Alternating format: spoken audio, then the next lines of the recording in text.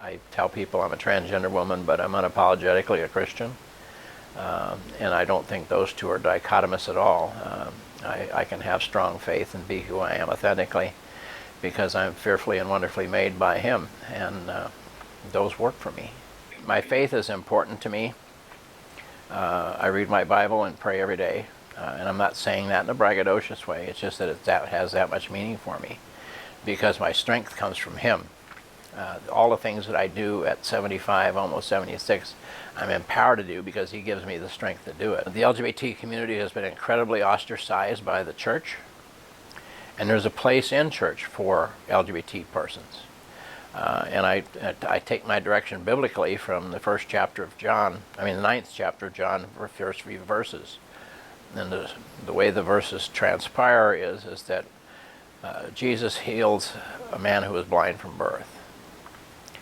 And the disciples asked Him, said, Lord, who sinned, the man or his parents, that he was born blind? And Christ says, no one sinned. This happened that God might be glorified.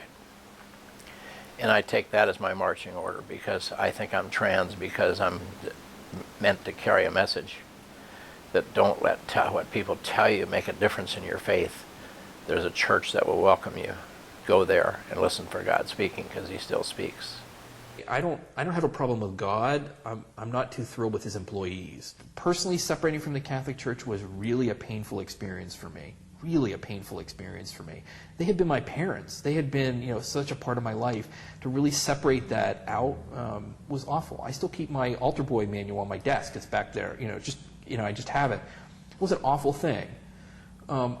This job, unfortunately, and maybe being gay in a lot of ways has made me, but I think really the job more than anything else, has made me a little bit of the anti-religion guy.